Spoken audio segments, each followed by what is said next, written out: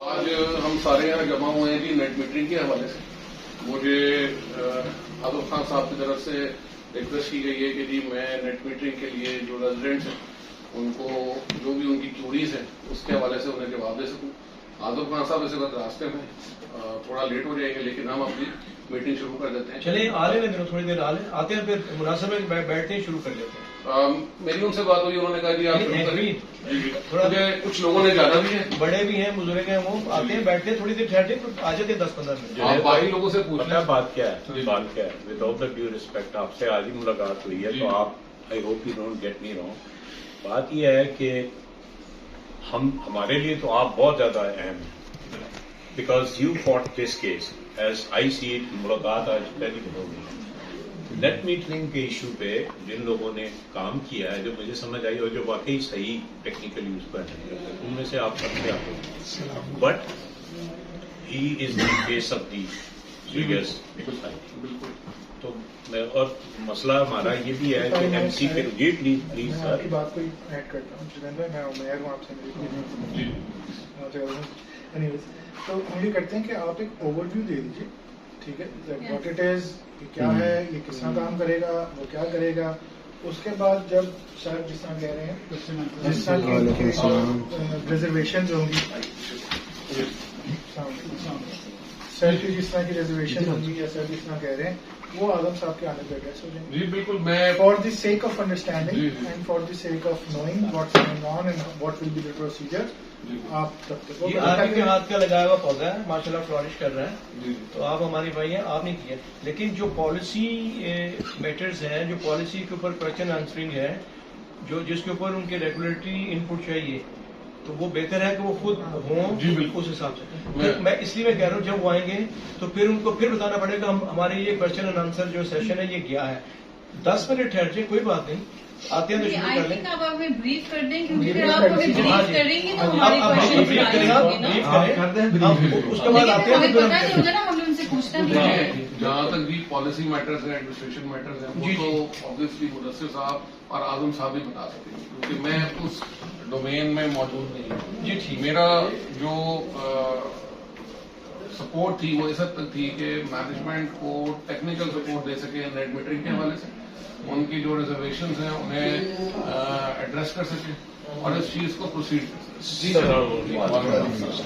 तो जहाँ तक एक जर्नल ओवरव्यू की बात है तो वो मैं शेयर कर लेता हूँ मीटिंग के हवाले से, और बाकी चीजें जो है वो आप मुदस्सिर साहब से और आजम साहब से जी इस तरह की कोई चीज अभी वहाँ जी बिल्कुल उनसे आप हमें ओवरव्यू दे दीजिए कि how is going to work, how is the application process going to work, वो मेरे ख्याल में क्या होगी, वो सारी चीजें। बिल्कुल, लेकिन नेट मीटरिंग को तो हर कोई समझता ही है। मैं समझता हूँ कि उसमें कुछ मजीद बताने की जो ऐसा जरूरत नहीं है। हाँ, ये जरूर है कि नेट मीटरिंग का जो प्रोसीजर सुई के सोसाइटी में अडॉप्ट हुआ है या जो इन्होंने कंसिडर किया है, उस पर हम थोड़ा सा आपसे इंफॉर्मेशन शेयर करना चाहिए। नेट मीटरिंग के लिए जो सबसे पहली चीज आती है वो आती है कि जी कोई रेगुलेटरी बॉडी है या नहीं है। तो बिल्कुल एक रेगुलेटरी बॉडी है, उसको हम कहते हैं AEDB, alternate energy development board, जो इसकी रेगुलेटरी अथॉरिटी है पावर के लिए, और स्पेशली सोलर और नेट मीटरिंग से रिलेटेड जो पावर परचेज एग्रीमेंट्स को और नेट मीटरिंग के टैरिफ को डिटरमिन करती है। और उसको जो है वो तमाम जितने भी डेस्कोज हैं, जिसको हम डिस्ट्रीब्यूशन कंपनीज कहते हैं, जिसमें लेस्को है, फेस्को है, गैपको है, वो उस पॉलिसी को फॉलो करते हैं इंस्टॉलेशन के हवाले से और टैरिफ के हवाले से। ठीक है जी। अब जो रूटीन टैरिफ है वो सोसाइटी टू सोसाइटी वेरी कर रहे हैं, और उसके अंदर कनेक्शन चार्जेस भी सोसाइटी टू सोसाइटी वेरी कर रहे हैं। जब सुई गैस में नेट मीटरिंग की बात हुई तो मैंने एक जर्नल प्रपोजल इन्हें दिया, जिसके अंदर मेरे हिसाब से जो बेनिफिट था वो म्यूचुअल था, जिसमें सोसाइटी का भी था और रेजिडेंट्स का भी था। पहले मैं बताना चाहूंगा कि ADB की पॉलिसी क्या है। ADB की पॉलिसी ये है कि जी जो आप बिजली लेते हैं उसे हम इम्पोर्ट कहते हैं, और जो बिजली आप देते हैं सिस्टम में उसे हम एक्सपोर्ट कहते हैं। तो इम्पोर्ट के हवाले से उनका टैरिफ जो भी स्टैंडर्ड टैरिफ है, ऑफ पीक या पीक, वो उसको चार्ज करते थे, और एक्सपोर्ट जो भी आप चार्ज करते थे वो उसको ऑफ पीक के यूनिट्स के साथ एडजस्ट करते थे, जो उनका 18 रुपए समथिंग कुछ का रेट है। अच्छा, हमारे यहाँ सुई गैस में जो सिस्टम है वो थोड़ा सा डिफरेंट है, क्योंकि हम C2 कैटेगरी में फॉल करते हैं, जो एक बल्क कंज्यूमर का है, और इसमें एक ही मीटर हमारा लगा हुआ है जो हमारे बाहर सब स्टेशन पे है, और अंदर जितना भी नेटवर्क है, डिस्ट्रीब्यूशन नेटवर्क है, वो सुई के सोसाइटी खुद मेंटेन करती है, उसको ऑपरेट करती है, just like barrier town, just like EME society, just like वैलेंशिया।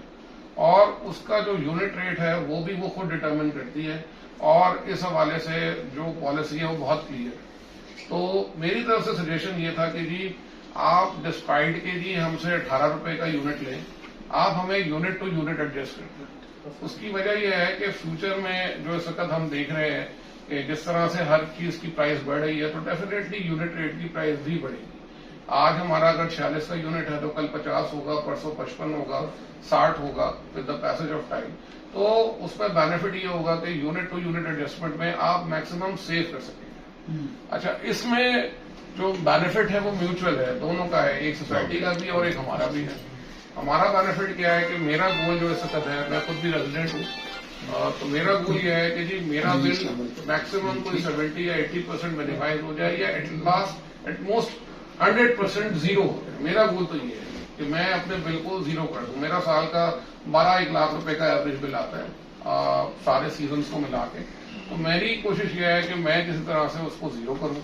तो जीरो करने का तरीकाकार जो बेहतर है वो यही है कि जी अगर हम यूनिट टू यूनिट एडजस्ट करते हैं, वरना 18 रुपए में करूंगा तो मेरी ROI 3 साल, 4 साल, 5 साल के ऊपर चली जाएगी, और मुझे फ्यूचर में भी इसलिए बेनिफिट नहीं होगा क्योंकि जब यूनिट बढ़ेगा तो आई एम पेइंग मोर, और एडजस्टमेंट वही 18 पे लॉक है। जो रूल आ चुका है 9 रुपीज का, जो अभी चैलेंज होके स्टे पे है, बट स्टिल सूनर और लेटर वो इसको भी कम करेंगे, क्योंकि गवर्नमेंट की जो पॉलिसी है उसमें उन्हें मेजर जो बेनिफिट है, जो मेजर रेवेन्यू है वो पावर से मिलता है, फ्यूल से मिलता है। तो डेफिनेटली इसको 9 रुपए, 10 रुपए या 12 पे लाएंगे, जो हम फ्यूचर में देखेंगे। मेरा सजेशन ये था कि आप इसे यूनिट टू यूनिट एडजस्ट कर लें। अगर तो हमारी एक्सपोर्ट ज्यादा है, यानी एक्सपोर्ट ज्यादा हो गई, तो इसका मतलब क्या हो गया कि जी आपकी जो इम्पोर्ट है और एक्सपोर्ट है वो जीरो, तो आपका बिल जीरो हो। तो अगर एक्सपोर्ट ज्यादा है, मैं 50 यूनिट इनको ज्यादा देता हूँ, 100 यूनिट इनको ज्यादा देता हूँ, 200 यूनिट ज्यादा देता हूँ, तो वो सूरत में हो सकेगा जब मेरा बिल जीरो हो गया। तो जब मेरा बिल जीरो हो गया चीजों, उसके हिसाब से मैं अगर 100 यूनिट या 200 यूनिट इनको एडिशनल दे रहा हूँ, तो मेरा उसमें कोई मुझे उसमें कोई कम से कम एतराज नहीं है, क्योंकि मेरा बिल तो जीरो हो गया, मेरा बेनिफिट आ गया, वो बेनिफिट आ गया। जो लोग इसको जीरो नहीं कर पाए, डिपेंडिंग ऑन द कैपेसिटी, इन्होंने 5 लगाया हो, 7 लगाया हो, 3 लगाया हो, उनको भी मिनिमम 50% से लेके 70%, 80% तक की सेविंग जरूर मिल जाएगी। तो हर किसी का गोल होगा कि जी मैं मैक्सिमम बेनिफिट लेंगे। अच्छा, अब इस बेनिफिट में दूसरा बेनिफिट क्या एंगेज है, वो है सोसाइटी के लिए, कि जब सोसाइटी को कुछ अमाउंट बचेगा, ऑब्वियसली जब यूनिट टू यूनिट एडजस्ट होगा और जो एक्सेस यूनिट होंगे वो हम उनको वेव कर रहे हैं, तो उसके अंदर उनके पास भी एक रेवेन्यू आएगा, और वो रेवेन्यू कहीं ना कहीं हमारी फलाह बहबूद में, कहीं हमारी डेवलपमेंट में कहीं खर्च कर सकेगी। अच्छा, मॉडल जो है वो थोड़ा सा डिफरेंट है, क्योंकि बाकी लोग लेसो का मॉडल फॉलो करते हैं। तो मैंने उन्हें सजेस्ट किया कि जी एक विन विन स्ट्रैटेजी हो जिसपे दोनों का भला हो जाए, आपका भी और हमारा भी। तो ये तो एक जनरल परसेप्शन थी जो मैंने आपको बताई कि जी क्या है बैकग्राउंड। आप इंस्टेड ऑफ के जो मैं थोड़ा सा और बता दूं, उसके बाद फिर हम इसको फिर बारी बारी सवाल भी करेंगे। अब इसके अंदर जो रिसेंटली हम पिछले 8 महीने से इस पर कोशिश कर रहे हैं, अहमद अनवर साहब भी मौजूद है। भाई आ जाओ, कोई मसला नहीं, बैठ जाओ, कोई ऐसा मसला, आ जाए बैठ जाए। तो वो भी इसमें साथ थे हमारे। पहले कमेटी बनी, उसमें कुछ इश्यूज थे, वो कमेटी खत्म हो गई। उसके बाद भी मैं कोशिश करता रहा, लोग भी कोशिश करते रहे, ऐसा नहीं कि मैं अकेला हूं, बहुत से लोगों ने कोशिश की। तो जो कंफर्ट जोन था सोसाइटी मैनेजमेंट का, वो बड़ा जरूरी था, क्योंकि जब तक आप कोई भी चीज इम्प्लीमेंट करने जाएंगे और आप कंफर्टेबल नहीं होंगे तो आप उस चीज को इम्प्लीमेंट करने में हिचकिचाएंगे, आपकी रिजर्वेशन होगी। और सबसे बड़ी रिजर्वेशन ये थी कि अगर हम इस सिस्टम में जाते हैं, क्योंकि हमारा सिस्टम पुराना है, हमारी केबल्स पुरानी है, हमारे ट्रांसफार्मर पुराने हैं, तो कहीं उसमें कोई इम्पैक्ट तो नहीं आएगा। ऐसा ना हो कि हम कुछ बचाने के चक्कर में कुछ गंवा लें। तो ये भी उनकी पॉजिटिव रिजर्वेशन थी जो हमने पूरी की, जिसमें पहला स्टेप ये था कि हमने 2 मीटर इंस्टॉल किए, और 2 मीटर इंस्टॉल करके उसको महीना 2 महीना चला के उनको दिखाया कि देखिए जी इसके अंदर कोई रॉकेट साइंस नहीं है, जो हम आपसे लेंगे वो इम्पोर्ट के अंदर आ जाएगा, जो हम आपको देंगे वो एक्सपोर्ट के अंदर आ जाएगा, और उसमें आपके सिस्टम के ऊपर भी कोई ऐसा इम्पैक्ट नहीं आएगा। तो फाइनल जब मीटिंग हुई तो उसके अंदर फिर 3 पॉइंट बड़े बेसिक थे। उस पर ऑब्वियसली एक घर की ऊपर मीटर लगा के उसे चेक करना और 100 घरों को मीटर लगा के चेक करने में बड़ा फर्क है। तो कोई भी कंपनी कब कोई चीज करने जाती है तो वो एक टाइम लाइन, एक प्रोविजनल टाइम जरूर लेती है कि जी हम ऐसे सैंपल टेस्ट करेंगे। जैसे कि मैं एक छोटी सी एग्जाम्पल दूंगा, तहमीद बांधूंगा आपसे कि हम तरबेला डैम के साथ काम कर रहे हैं। मेरा आपको बैकग्राउंड पावर से, इलेक्ट्रिकल से, तो इसलिए आपको थोड़ा सा बता रहा हूँ। तरबेला डैम में हमने उन्हें फ्लोटिंग सेल के ऊपर एक नई टेक्नोलॉजी आई है जो डैम के ऊपर एज अ फ्लोटिंग सेल के तौर पे आप उसे इस्तेमाल कर सकते हैं। आपका सेल फ्लोट करेगा और उससे आप पावर जनरेट कर सकते हैं। और डैम का एरिया बहुत बड़ा होता है तो आप 2, 4, 5, 10 मेगावाट बड़ी आसानी से ले सकते हैं। और ये पूरी दुनिया में मुख्तलिफ डैम्स में, सबसे ज्यादा चाइना में, क्योंकि सबसे ज्यादा डैम्स वहां इम्प्लीमेंट हुआ। जब तरबेला डैम की मैनेजमेंट से हमारी बात हुई तो हमने उन्हें एग्जांपल्स दी, उन्हें साइट्स दिखाई, उनकी करस्पॉन्डेंस हुई, उन्होंने सारा कुछ देखा। बट स्टिल उन्होंने कहा कि जी हम एक टेस्ट के जरूर करें। हम इमीडिएटली 10 मेगावाट 20 मेगावाट पे नहीं जाएंगे, हम 1 मेगावाट का एक टेस्ट ट्रायल करेंगे, रिव्यू करेंगे और उसके बाद बात करेंगे। तो that is how it goes on. तो यहाँ पे भी जब फाइनल डिस्कशन हुई हमारी तो मैनेजमेंट ने हमें कहा कि ठीक है जी हम 3 महीने का एक प्रोविजनल टेस्ट करेंगे जिसमें जितने नंबर ऑफ योर रेजिडेंट्स आते हैं हम उन्हें अलाउ करेंगे कि आप नेट मीटर लगा लें। और उसके बाद 3 महीने के अंदर जो भी रिजल्ट्स आएंगे उन रिजल्ट्स को देखते हुए हम उसको परमानेंट कर देंगे, सीधी सी बात। और इन बिटवीन उनकी एक जरूर पॉइंट था कि जी इन 3 महीने के अंदर अगर एक्सेस यूनिट आते हैं तो वो हम एडजस्ट, यानी जो भी आप एक्सपोर्ट करेंगे वो हम आपको एडजस्ट नहीं करेंगे। जिससे हमारी उनसे बात हुई कि 3 महीने का टाइम ज्यादा है, आप इसको मंथली बेसिस के ऊपर रिव्यू करें। अगर आप कंफर्टेबल है विद इन अ मंथ तो आप एटलीस्ट 2nd मंथ के अंदर इसको जरूर इम्प्लीमेंट करें। वो बाइंडिंग कंडीशन नहीं है, लेकिन ये जरूर था कि उनकी तरफ से था कि जी हम एक्सपोर्ट 1 महीना या 2 महीने के लिए एडजस्ट नहीं करेंगे। तो ठीक है, उनका एक कंफर्ट पॉइंट था उसमें। और हमारा काम ये था कि हमें नेट मीटरिंग मिल रही है और हम 1-1.5 महीना जहां पिछले 10 महीने से 8 महीने से 2 साल से बैठे हुए हैं वहां 1 महीना और गुजार लें। जिन लोगों को इस पीरियड में लगाना चाहें वो लगा लें, मोस्ट वेलकम। जो वेट करना चाहते हैं कि जी हम अपनी एक्सपोर्ट नहीं देना चाहते या हम एक्सपोर्ट नहीं करना चाहते वो ना करें। मतलब कोई मैंडेटरी नहीं है। इट्स मैं कहूंगा जी वही वाली बात है जो प्रोविजनल है कि जी आपकी मर्जी है। तो यहाँ पे ये जो एक थोड़ा सा मैंने आपको डिटेल दे दी है ये नेट मीटरिंग के हवाले से जो आपको गाइड किया। 2 किस्म के सिस्टम है, एक ऑन ग्रिड है, एक हाइब्रिड। हाइब्रिड सिस्टम जो है वो बैटरीज के साथ आता है। ऑन ग्रिड सिस्टम जो है वो आपकी पावर से रिलेट करता है। जब तक आपकी पावर है वो सिस्टम चलेगा, पावर नहीं है तो वो सिस्टम बंद हो जाएगा और वो बैटरीज को सपोर्ट नहीं करेगा। मोस्टली घरों में लोगों के यूपीएस मौजूद हैं जिन्होंने लगाए हुए, हम सारों ने यूपीएस लगाए हैं। तो आप अगर हाइब्रिड पे जाते हैं तो उसकी कॉस्ट हाइब्रिड की ज्यादा है 3 फेज के हवाले से और बैटरीज की कॉस्ट भी है। तो मैं तो सजेस्ट करूंगा कि आप ऑन ग्रिड ज्यादा से ज्यादा लगाएं ताकि आपकी एक्सपोर्ट ज्यादा हो तो आप एडजस्ट कर सकें। और यूपीएस आपको ऑलरेडी चार्ज हो रहा है तो वो सुबह सोलर से भी चार्ज हो जाएगा, उससे कोई फर्क नहीं पड़ता। और मोस्टली लोग जो है, जैसे मैं हूं, मेरे घर में यूपीएस यूज होता है लाइट्स और फैंस के लिए, इमरजेंसी लाइटिंग जिसे हम ईएल कहते हैं, इमरजेंसी लोड, उसके लिए हम इस्तेमाल करते हैं। उसी के लिए आप भी इस्तेमाल कर लें। अदरवाइज आप समझते हैं तो आप बेशक हाइब्रिड सिस्टम लगाएं और बैटरीज लगा लें। और जो लोग समझते हैं कि जी हम ज्यादा हाइब्रिड लगा के बैटरी बैंक बढ़ा के अपने एसीज भी चला लेंगे तो बेसिकली हमारा इस वक्त घंटे 2 घंटे की लाइट जाती है। घंटे 2 घंटे के अंदर सर्वाइव हो ही जाता है, कोई ऐसा मसला नहीं है। एसी आपका कंटिन्यूस चल रहा हो। सोलर जो है वो बेसिकली है आपका on an average by thumb 6 hours के ऊपर उसका operation on an average count होता है कि 6 घंटे के अंदर आप पूरे दिन के अंदर इसको यूटिलाइज कर सकते हैं। क्योंकि जाहिर सी बात है ये ग्रेजुअली शुरू होता है जी, और इमीडिएटली अगर आपने 10 किलोवाट लगाया तो 6 बजे आपको 10 किलोवाट नहीं देगा। ये ऑफ पीक पे आते आते इसे 9, 10, 11 बज जाते हैं और उसके बाद फिर 3 बजे के बाद 2 बजे के बाद ये दोबारा रिटायरिएट होना शुरू होता है और अप टू 5 ये देता है। तो इसलिए बाय इंटरनेशनल था इसको हम 6 आवर्स ऑपरेशन के ऊपर एवरेज लोड लेके इसे काउंट कर रहे हैं। मैंने अपने घर में 20 किलोवाट लगाया भी। 20 किलोवाट जो है वो मेरे 2 फ्लोर्स है, मेरे 2 मीटर है और 20 किलोवाट के ऊपर जो मेरा एवरेज लोड है वो ऑब्वियसली दिन में जब बच्चे होते हैं 12 बजे के बाद से एसी वगैरह चलते हैं गर्मियों में, छुट्टियों में तो डेफिनेटली चलेंगे। नीचे मेरे वालिद और वालदा रहते हैं, वहां इतना लोड नहीं है।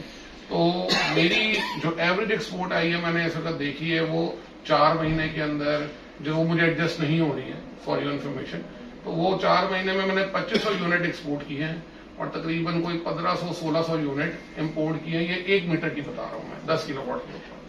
और दूसरा भी मेरा ऑन एन एवरेज यही है जी, जिसमें 2700-2800 एक्सपोर्ट हुए हैं और 1300-1400 यूज हुए हैं, क्योंकि मेरा ऊपर 3 AC हर वक्त चलते हैं, क्योंकि बच्चे हैं, वाइफ है, तो मेरे पास ये है। नेट मीटरिंग का जो मैक्सिमम बेनिफिट आप गेन कर सकते हैं वो इसी तरह से कर सकते हैं कि आप दिन में मैक्सिमम एक्सपोर्ट कर लें और रात में जो भी आप यूज करें वो आप एडजस्ट करें। तो इंपोर्ट और एक्सपोर्ट का जो मामला है वो इस तरह से एडजस्ट हो सकता है। और विद द टाइम अगर आपकी कैपेसिटी है, that depends on the budget and the system जो आप अडॉप्ट करना चाहें, तो आप कर सकते हैं कि जी मैं हाइब्रिड सूट करता है या ऑन ग्रिड सूट करता है। अगर मेरा बजट मुझे इजाजत देता है तो मैं 20 की लगा सकता हूँ, 22 इज मैक्सिमम, आप उससे ऊपर नहीं जा सकते। और अगर बजट दिया था तो मैं 10 भी लगा लेता हूँ। इन एनी केस आपको सेविंग तो वो देगा जो आपका सिस्टम है उस हिसाब से। इसमें मैंने आपको एक वो भी दिया। अहमद अनवर साहब यहाँ मौजूद हैं, इन्होंने अपने घर में पिछले कई साल से 5 किलोवाट हाइब्रिड लगाया हुआ है। मैं लोगों को इन्फॉर्मेशन हाइब्रिड का तो ये सेविंग और बाकी चीजों एक सवाल है, मेरे घर पे हाइब्रिड लगा हुआ लेकिन वो सिंगल फेस है, वो भी चल जाएगा जी। 5 किलोवाट जो एडीबी की पॉलिसी कहती है, वो कहती है कि 5 किलोवाट से नीचे आप सिंगल फेज लगा सकते हैं, 5 किलोवाट से ऊपर आप 3 फेज लगाएंगे। और क्योंकि आपके यहाँ पे उन्होंने प्रोविजन इसलिए दी है सिंगल फेज की, क्योंकि आपका रूरल और अर्बन में बड़ा मेजर फर्क है और मोस्टली जो आपकी मिडिल क्लास और लोअर क्लास है उनके पास सिंगल फेज मीटर लगे। तो उन्होंने 5 किलोवाट तक मिनिमम लोड ही ऑब्वियसली। मेरा एग्जैक्ट है 5.4। सर नो प्रॉब्लम, मैं तो सिर्फ आपको कैटेगरी बता रहा हूँ कि उन्होंने 2 इसलिए दिए हुए ताकि दोनों लोअर क्लास, मिडिल क्लास और अपर क्लास को कैटर कर सकें। तो मोस्टली जो 10 मरले या किनाल है, इवन 5 मरले भी जो आ जाता है वो 3 फेज पे जाते हैं और उससे जो छोटे हैं वो सिंगल फेज पे जा रहे होते हैं। तो उन्होंने दोनों को अकोमोडेट किया है। आप लेकिन अगर पॉलिसी को फॉलो करें तो एडीबी के हिसाब से आप मैक्सिमम 5 किलोवाट 3 फेज के ऊपर लगा सकते हैं, सिंगल फेज मीटर की बात कर रहा हूँ जी। और उससे ऊपर अगर आप जाते हैं तो आप 3 फेज लगाएंगे, ये उनकी पॉलिसी कहती है। लेकिन लोग लगा रहे हैं और लगा सकते हैं, बिल्कुल इसमें ऐसी कोई बात नहीं है। वो डिपेंड करता है कि पॉलिसी कितनी स्ट्रांगली इन्फोर्स हो रही है, डिपेंड करता है। इसमें एक क्वेश्चन तो छोटा सा जी। मेरे पास 10 किलोवाट का सिस्टम है हाइब्रिड, तो आजकल जैसे गर्म मौसम आ गया ना, तो इसमें आप इतनी एक्सपोर्ट नहीं कर पाते। घर का लोड अगर आपका अच्छा चल रहा है तो जी बिल्कुल ठीक। तो जो एक्सपेरिमेंट आप कर रहे हैं, इस एक्सपेरिमेंट में फिर हमें वो नजर नहीं आ रही, एक्सपोर्ट आएगा भी नहीं आएगा। मैं आपकी बात का थोड़ा सा जवाब ऐसे देना चाहूंगा कि सोलर सिस्टम जो है हम 10 किलोवाट या 5 किलोवाट जो लगा रहे हैं या 20 किलोवाट जो भी लगाते हैं, तो याद रखें कि सोलर सिस्टम की जो एफिशिएंसी है वो 75 मैक्सिमम 80% है, वो भी बेस्ड ऑन योर वेदर। वरना रूटीन में वो 60-70% से ज्यादा आपको एफिशिएंसी नहीं देती, क्योंकि अगर हमारे यहाँ जैसे 50 डिग्री सेंटीग्रेड है तो जब आपकी हीट प्रेसिपिटेशन बढ़ जाएगी तो आपकी सोलर की एफिशिएंसी भी थोड़ी सी डाउन जरूर होगी। तो आप उसको ना एवरेज रखेंगे जी 60 या 70% मुझे देगा। जो आपका पॉइंट है वो बिल्कुल वैलिड पॉइंट है कि जी हमें महीने या 2 महीने में बेनिफिट नहीं होगा। पॉइंट सिर्फ यह है कि जी आपको बेनिफिट इन एनी केस होगा, क्योंकि आप 10 किलोवाट में अभी एक्सपोर्ट कुछ नहीं करेंगे। आपका 10 किलोवाट में 4 किलोवाट है, 5 किलोवाट है, आप मैक्सिमम 6 या 7 किलोवाट ले लेते होंगे। तो पॉइंट यह है कि दिन में मोस्टली जो घरों का टाइम है उसमें सुबह 7 से लेके दोपहर 1:30-2 बजे तक बच्चे नहीं होते, अमूमन घरों में मर्द भी नहीं होते, लोड कम होता है और वही आपका एक्सपोर्ट आएगा। तो उसमें भी आपको बचत जरूर आएगी, लेकिन डिपेंड करता है। फिर मैं आपसे प्लीज अर्ज करूंगा कि मैंने क्यों 20 लगाया, मैंने लगाया कि जी मैं एक्सपोर्ट ज्यादा करके बिल 0 कर दूं। अदरवाइज आपको भी 60-70% की बचत जरूर आएगी। क्यों नहीं आएगी? क्योंकि आप जितना एक्सपोर्ट करेंगे, आपका मीटर बता रहा हूं, यदि आज आपने 100 यूनिट एक्सपोर्ट किया, आपने 50 यूनिट एक्सपोर्ट किए, 25 यूनिट एक्सपोर्ट किए, तो जितने आप एक्सपोर्ट करेंगे उस हिसाब से वो आपकी बचत जरूर आएगी। और मीटर आपका सारा कुछ बताता है यदि आपने क्या किया। अच्छी बात ये होगी। अहमद साहब मैं चाहूंगा कि आप एक सेकंड, मैं चाहूंगा कि अहमद जरा मैं आप लोगों को थोड़ा सा ये के हवाले से भी बहुत सी क्वेरीज हल हो जाएंगी। फिर आपकी खिदमत के लिए बैठा हूँ जी, मैं जो कहते जाएंगे वैसे वैसे। जी ये जुनेद भाई हैं और अभी आजम साहब भी आ रहे हैं। हाँ जी, ब्रीफिंग नेट मीटरिंग पे किस जी नेट मीटरिंग पे इधर ही सब नेट मीटरिंग के लिए जी बैठे हैं और हम उसी पे डिस्कस करें प्लीज। अच्छा भट्ट साहब, एक इन तो प्रिंसिपल लेडीज के लिए कोई जगह नहीं, हमें पीछे ही घुसा देना, उधर उस एंड पे हमारे लिए जगह बना। आप इधर आ जाए। ये उधर क्यों आए? बाकी लेडीज कहाँ है? लेडीज पीछे जाती है। नगमा तुम तो आ जाओ ना। अच्छा भट्ट साहब, इन प्रिंसिपल जहाँ से हमने स्टैंड लिया था, शुरू किया, वो बात ये है, अगर हम आप काइंडली प्लीज बैठ जाए, अगर आप सेशन स्टार्ट देखिए, मेरी एक गुजारिश है भाई, मेरी गुजारिश नहीं सर, मेरी मान नहीं वो कह रही सोने में अच्छा फिर बैठ जाओ। अच्छा बात सुनिए, आपने कहा जी कि लेस्को, पेप्को, जितनी भी डिस्ट्रीब्यूशन कंपनीज हैं उन्होंने अपना टैरिफ दिया। नंबर एक मैं आपको बताऊं, इसमें सिंध हाई कोर्ट से और लाहौर हाई कोर्ट से एक साइटेशन पास हुई थी जिसमें इक्वली डिस्ट्रीब्यूशन, उसके बाद इन्होंने एक रिव्यू में जाके वो रेट और ऑफ पी कार्ड और पी कार्ड इन्होंने कर लिए थे। अगर हम लेस्को या दूसरे डिस्ट्रीब्यूशन कंपनी की बात करते हैं जहां पे 19 रेट है, 18 है, जितना भी 9 से वापस जा रहा है, सर वो हमें यूनिट भी 22 रुपए का देते हैं, हमें 45 रुपए का यूनिट नहीं देते जहां सिंगल पर डिस्ट्रीब्यूशन नहीं आता। ठीक है, अगर या तो फिर सोसाइटी उसी रेट पे हमको ले आए और उनके जो रेगुलेशन है उसी को फॉलो कर ले, कोई बात नहीं है। आपकी सजेशन बड़ी वैलिड है, प्रैक्टिकल है, जितने यूनिट एक्सपोर्ट करेंगे उतने ही यूनिट हम उनको इम्पोर्ट करेंगे। ठीक है, या तो two wrongs can make correct. एक बात है कि एक साइड पे हम रेट में से हमें रगड़ा लग रहा है, दूसरी साइड पे अगर हमें यूनिट्स हम पूरी तरह से नहीं दे रहे, नंबर एक। नंबर दो, जो चीजें हम लगा रहे हैं केवल 1 महीने के लिए इसका ट्रायल है या कुछ भी है, किसी भी ट्रायल के लिए कोई भी कंपनी काम करती है, कोई भी वेंडर या कोई इसको जो सिस्टम प्रोवाइड करता है लगाना है, इधर मोस्टली भी जो 3 लोगों ने जो कंट्रीब्यूशन की है उन्होंने ये बताया कि उनके यहाँ पे लगा हुआ है। अब यहाँ पे ऐसे लोग बहुत से बैठे हैं जिन्होंने यहाँ पे कोई 3-3 मिलियन 4-4 मिलियन की इन्वेस्टमेंट करनी है, तो जिनको तो लग गया है वो तो उस ट्रेन में, उस फ्लो में उनका जो भी फायदा हो जाएगा, चलो जी पंजाबी में बातें जोड़ के लंगोटी। जिन्होंने नई इन्वेस्टमेंट करनी है वो सोचेंगे यार मैं ये करूंगा तो मुझे इसका अल्टीमेट, मुझे इसका ओवर द ईयर इसका रिटर्न कब आएगा। तो ये चीजें बड़ी देखने वाली है, इसको ब्लैक एंड व्हाइट में पहले इसको क्लियर किया जाए, फिर इसको इम्प्लीमेंट किया जाए। आपकी दोनों बातें बड़ी बढ़िया है और मैं इसका जवाब सिर्फ ऐसे दे सकता हूँ कि पहला जो पॉइंट है वो एडमिनिस्ट्रेशन पॉइंट ऑफ व्यू से है जी, टैरिफ डिटर्मिनेशन के पॉइंट ऑफ व्यू से है। ठीक है, वो जवाब आजम साहब आ जाए तो मेरे ख्याल में मुनासिब है वो दे सकें। जी जी, इस वक्त हम जो सेशन रखते हैं वो इन्फॉर्मेशन के हवाले से कंटिन्यू करते हैं और at the end of the मतलब जो क्वेश्चन आंसर हमारा सेशन है उसमें हम कंटिन्यू करेंगे। बिफोर एनीवन गोज, मैं अहमद को चाहूंगा वो हाइब्रिड का जरूर बता दें ताकि बहुत से आंसर उसमें एड्रेस हो जाएंगे और उसके बाद फिर हम बारी बारी। इसमें बल्कि ये है कि आपका जो सवाल बेनिफिट के हवाले से वो भी पार्शली आंसर हो जाता है। लेकिन अहमद आप हाइब्रिड का बताएं जी, वो हाइब्रिड के उस पर मैं बता रहा था कि वो जो बेनिफिट का पूछ रहे हैं ना, जिस तरह हम नेट मीटरिंग अभी नहीं थी नेबेड, तो मैंने ना इसलिए हम लोगों ने हाइब्रिड के लिए ऑप्ट किया था क्योंकि हमें पता था कि जो एक्स्ट्रा यूनिट्स हैं उसका हमें फायदा नहीं होना, तो हम मैक्सिमम सुई गैस में रहते हुए जो हम रेट पे कर रहे हैं वो उसमें हम बेनिफिट किस तरह ले सकते हैं। तो हम मेरा जो सिस्टम है ना वो भी बहुत कोई 10 kV 20 kV नहीं है जिस तरह जुनेद भाई का, मेरा सिर्फ 5 kV है। और मैं आपको अगर अभी रिसेंटली शेयर करूँ ना, जो मेरा लास्ट 4-5 मंथ्स की बिलिंग आई थी वो आई है 44 यूनिट्स, 74 यूनिट्स, 34 यूनिट्स और 104 यूनिट्स। और वो किस तरह आई है, क्योंकि इसमें एक तो चीज ये होती है ना कि हम कहते हैं जी सोलर लगा लो तो उसके बाद जो है ना बस बिल जो है ना एकदम से कम हो जाना है। इसमें आपने ना बहुत सी चीजें अपने यूटिलाइजेशन भी देखनी है। अब मैंने किस तरह किया था कि जिस तरह इस्त्री है आपकी, वॉशिंग मशीन है, वालेकुम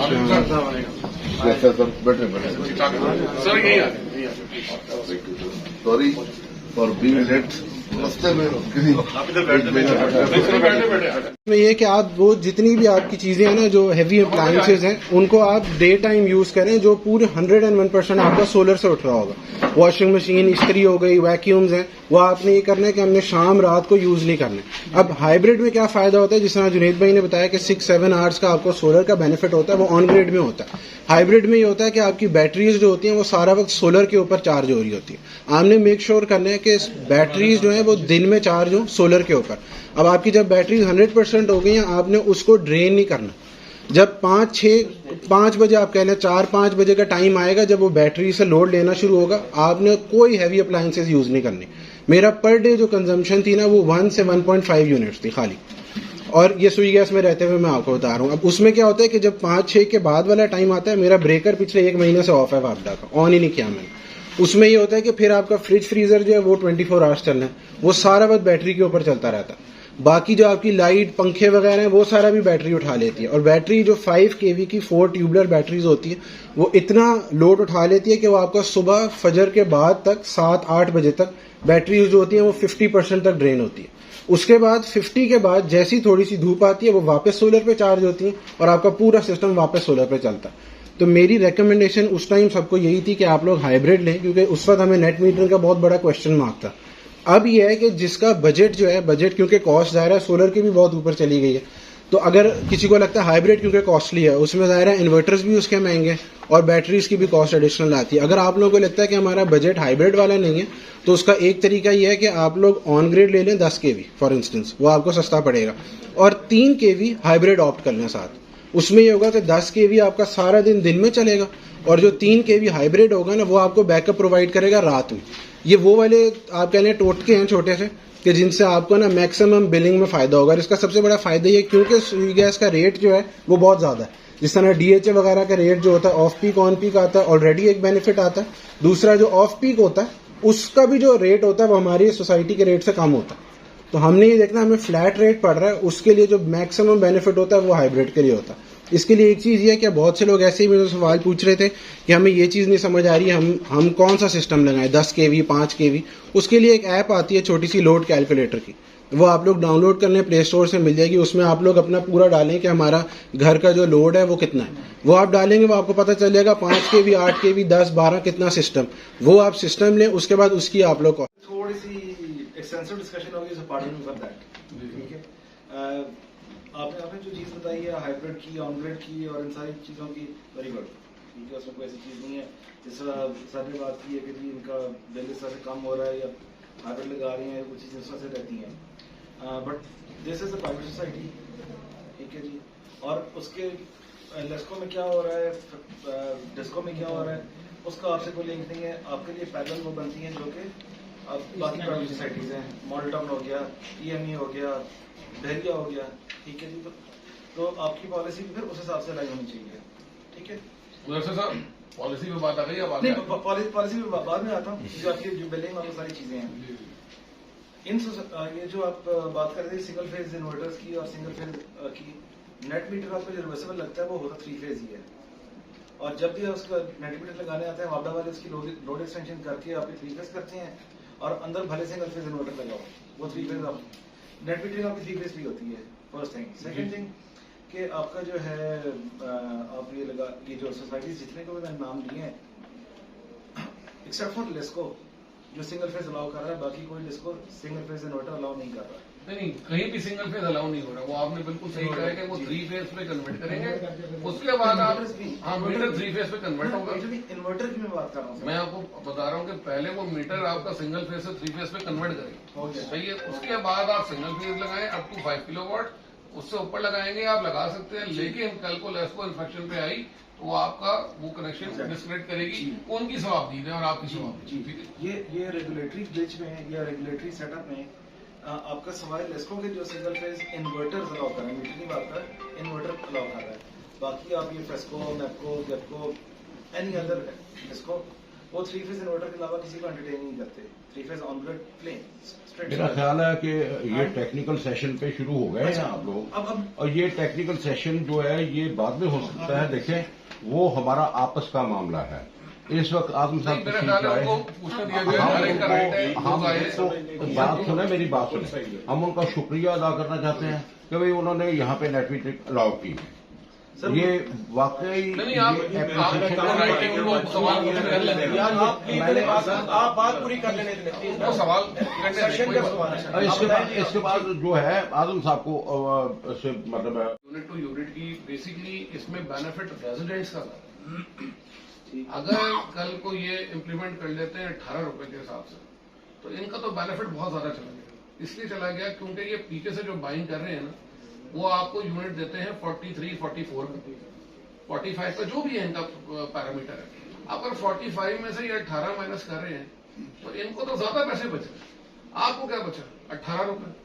मैंने आपको जो प्रपोजल दिया उसको थोड़ा सा डीप डाइव जाके समझे कि मैंने कहा जी मुझे यूनिट टू यूनिट खत्म करें।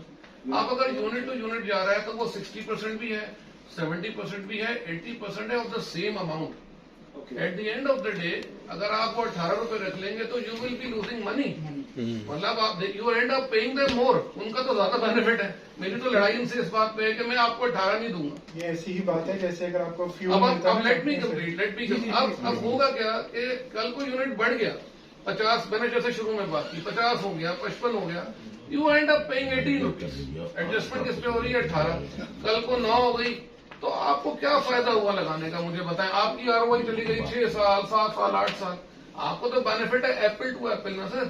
तो यूनिट टू यूनिट में आपको फायदा है। अच्छा फायदा जब है ना तो थोड़ा सा हमें दिल बड़ा करना चाहिए। If we get something out of it, अगर मेरा बिल 0 हो रहा है, वहां हम इंसेंटिव दे रहे तो कोई 50 यूनिट इनको जा रहे दे दे, वो 50 यूनिट हम इनको बाउंड करेंगे, हम इनसे रिक्वेस्ट करेंगे, नॉट मैं अपने पास वापस कहता हूँ, वी विल रिक्वेस्ट देंगे जो फंड्स की इशूज है वो आप वहां जो है हमारी फलाह या अपने सोशल वर्क्स में या जो भी आपको चाहिए वहां आप हमारे काम करें। तो हमने तो एक विन विन स्ट्रैटेजी दी है जो दोनों के लिए काम करेगी। अदरवाइज 18 रुपए में तो आप आज इम्प्लीमेंट कर ले, फड्डा ही नहीं है। इसकी एक मेरे ख्याल है आपको ये बात समझ आ गई। बड़ी अच्छी इसकी मिसाल एक ये भी है सर कि जिस तरह हमें जो लोग वो आपको ज्यादा बेहतर रहेगा ये कंपनी आपसे कहे कि हमसे 100 लीटर फ्यूल 100 लीटर ले। जब आप 100 लीटर में आप फ्यूल लेंगे ना उनसे तो आपको प्राइस हिट नहीं करेगी, वो जितनी मर्जी इंक्रीज करे। तो ये डिफरेंस है। It is a very good step I think to adjust then of the price. देखिए आपका बच्चे का क्या, आपको इन एनी केस आप 5 लगाएं, 10 लगाएं, कुछ भी लगा लें, बच्चे का आपको 60-70% ऑफ योर कंजम्पशन, तो आपको तो वही बेनिफिट चाहिए ना सर। 10-15-20% से क्या कर लेंगे आप, मैं क्या कर लूंगा, बाकी लोग क्या कर लेंगे। जी आप लोगों को ये भी बता दीजिए कि जिस वक्त ऑन ग्रिड सोल्यूशन में लगाएंगे तो जिस वक्त लाइट जाएगी, अगर एक्सटेंसिव लोड शेडिंग होती है, मैं बता चुका हूं, एक्सटेंसिव लोड शेडिंग होती वो है, पावर शटडाउन हो जाएगा। बिल्कुल आप सही वो लोग जब चूज करें तो जी देखिए ऑन ग्रिड का मकसद ये है कि जितनी देर तक पावर है उतनी देर तक आपका यूपीएस चले, तो मतलब सोलर इन्वर्टर चलेगा। जब नहीं है तो आपका जैसे यूपीएस लगे हैं वो बैकअप पे चलेगा। और हाइब्रिड है तो आप हाइब्रिड चला लें। अब हाइब्रिड में यही है कि कुछ लोग कहते हैं जी हम 2 घंटे के लिए ऐसे चला लेते हैं, 4 घंटे के लिए चला लेते हैं। अय्याशी बिल्कुल करें। हम यूनिवर्सिटी में ना हमारे 2 चीजें थी बड़ी बेसिक, जिसे हम कहते थे, जिसमें सबसे पहला था अय्याशी। मतलब अगर जो सब कुछ सब खा रहे हैं वो एक ही, मतलब मेरे 4 दोस्त एक ही चीज खा रहे हैं तो हम एक ही चीज के पैसे दे रहे हैं, ओके। लेकिन अगर वो हट के कोई चीज खा रहे हैं तो वो एसी में है। तो ये हाइब्रिड का भी एक कॉन्सेप्ट है कि अगर आप कहते हैं जी मैंने 4 घंटा एसी चलाना है या 6 घंटा एसी चलाना है, ये एसी में, if you have the money to spend on it, why not, आप बिल्कुल स्पेंड करें। लेकिन मैक्सिमम सेविंग आपकी क्या है, वो ये है कि अगर आपके घर में यूपीएस लगे हुए तो लाइट पंखे से गुजारा हो जाता है, हमें तो इमरजेंसी लोड के लिए चाहिए, तो आप वो लगा लें, आपको बेनिफिट है। हाँ एक बेनिफिट हाइब्रिड का और है, वो बेनिफिट ये है कि जब लाइट जाएगी तो आपके पास इमरजेंसी लोड चलता रहेगा, आपका जी वो चलता रहेगा। आप एक एसी चला लें या 2 चला लें, वो चलता रहेगा। सोलर प्रोटेक्शन भी आपको सेपरेटली आपको यूपीएस मेंटेन नहीं करना पड़ता। लेकिन जिन्होंने यूपीएस लगाए हुए हैं, जिन्होंने 50,000, लाख, 1.5 लाख रुपए लगाया हुआ है, उनको अभी लगाने जाएंगे तो ये इशू आएगा। वो डिसीजन आपका। ये जो टेक्निकलिटीज है ना, ये हर घर टू घर डिफर करेगी और हर घर टू घर की हर तरह की डायनामिक बिल्कुल है। करना है। इनॉग्रेशन किस चीज की हुई है? हाँ इनॉग्रेशन हुई है जी, जो मैं समझता हूँ, बाकी जवाब तो खैर अब आजम साहब आए हैं वो दे सकेंगे। इनॉग्रेशन का मकसद ये है कि जी आपकी नेट मीटरिंग अलाउ हो गई और आप ईद के फौरन बाद अप्लाई कर सकते हैं, इसी चीज की इनॉग्रेशन है। और मतलब और इस चीज की इनॉग्रेशन इनॉग्रेशन हुई कि नेट मीटरिंग कमीशनिंग होने वाली है। नहीं नेट मीटरिंग मैं फिर रिपीट कर रहा हूँ, कमीशनिंग से क्या मुराद है? कमीशनिंग जो अप्लाई करेगा जी उसको नेट मीटरिंग उसको अलाउ कर दी जाएगी। जी बिल्कुल ऐसे ही है ना, ऐसे ये इन प्रिंसिपल डिसाइड हो गया है। मेरे ख्याल है आजम साहब इस पर जवाब दे सकते। अच्छा पहली बात तो ये है कि मैं पिछले साल काफी सेशंस हुए, बल्कि हर महीने एक अजाब हमारे ऊपर भी और रेजिडेंट्स के ऊपर भी आया होता था और एक दूसरे से हम चुपते भी थे, लड़ते भी थे। बहरहाल अल्लाह अच्छे दिन लाए, यही अच्छी उम्मीद भी बंदा रखता है अल्लाह ताला से। वो भाई जान का जो क्वेश्चन है कि इनॉग्रेशन किस चीज की हुई है, basically it was an outstanding issue. जब से हम आए हैं पिछले साल 28 जून से ना, उस वक्त से ये चल रहा था कि हमारी नेट मीटरिंग और बिलिंग के इश्यूज जो दोनों इंटरलिंक थे, तो उसमें इसमें काफी मतलब है मोड़ आए, ऊंच नीच आई, और बहरहाल लास्टली हम इस चीज में कामयाब हो गए कि हमने वो तरीका भी ढूंढा, और आप लोगों में से, हम लोगों में से है आप लोगों की टीम, जो रेजिडेंट है, मेरे ख्याल में आपस में टीम भी होती है, सोसाइटी भी होती है, मोहल्ला भी समझ सकते हो, तो गो के हमारी ख्वाहिश थी कि बहुत अर्ली हम इसको कर लें और इम्प्लीमेंट करें या इनॉग्रेट करें, लेकिन कुछ वेस्टेड इंटरेस्ट इसमें इस तरह आ गए थे कि जो मैं बहरहाल स्पेसिफिक नाम तो नहीं लेना चाहूंगा, कि कुछ लोग बहुत जल्दी में थे, कुछ लोग डिले करने के चक्कर में थे, कुछ हमें कंफ्यूज करने के चक्कर में थे। मतलब है वो हर बंदा थोड़ी थोड़ी अपने मकसद में कामयाब हो गया, लेकिन आखिर में बहरहाल सक्सेस सच्चाई की हुई है, और वो इंशाल्लाह आप लोगों के सामने है। तो देर आयत दुरुस्त आयत वाली बात भी है।